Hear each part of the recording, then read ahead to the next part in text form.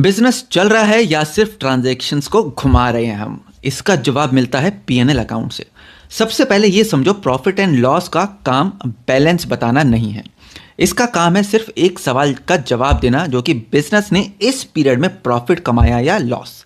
इसीलिए profit and loss हमेशा होता है for the year ended.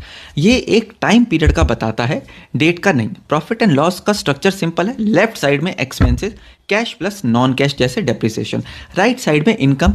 Operating part हमारा कोर बिजनेस परफॉर्मेंस दिखाता है। ग्रॉस प्रॉफिट बताता है बिजनेस का मेन काम प्रॉफिटेबल है या नहीं। अब ग्रॉस प्रॉफिट से हम ऑपरेटिंग एक्सपेंसेस माइनस करते हैं, जैसे salary, rent, advertising, insurance, lightning, printing, general expenses. ये सब वो खर्चे हैं जो बिजनेस चलाने के लिए रेगुलरली होते हैं। इनके बाद जो बचता है वो होता है हमारा ऑपरेटिंग प्रॉफिट। ऑपरेटिंग प्रॉफिट का मतलब है बिजनेस अपने कोर काम से कितना कमा रहा है। अगर यहाँ लॉस आ गया तो बिजनेस का बेस ही वीक है। फिर आते हैं नॉन ऑपरेटिंग एक्सपेंसेस पे, नॉन ऑपरेटिंग पार्ट पे, एक्स्ट्रा और एक्सेप्शनल आइटम्स। अब यहाँ स्टूडेंट्स कंफ्यूज होते हैं। नॉन ऑपरेटिंग का मतलब है जो बिजनेस के मेन काम से रिलेटेड नहीं है। जैसे non operating expenses, interest on loan, loss on sale of asset, donation, loss by fire, ये डेली बिजनेस का हिस्सा नहीं होते। नॉन ऑपरेटिंग इनकम जैसे interest on investment, rental income, profit on sale of machinery, ये भी रेगुलर इनकम नहीं होती, वंस इन अ वाइल होती है।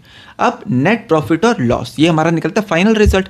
ऑपरेटिंग प्रॉफिट में से एडजस्ट करेंगे नॉन ऑपरेटिंग आइटम्स को, उससे हमारा निकल जाएगा नेट प्रॉफिट या net loss. Net profit business की कमाई नहीं, ऑनर की कमाई होती है, इसीलिए नेट प्रॉफिट कैपिटल अकाउंट में ट्रांसफर हो जाता है। फिर ट्रेडिंग अकाउंट से हम निकालते हैं gross profit, profit and loss से निकालते हैं नेट प्रॉफिट। नेट प्रॉफिट हमारे कैपिटल को इंक्रीज करता है और नेट लॉस हमारी कैपिटल को रिड्यूस करता है।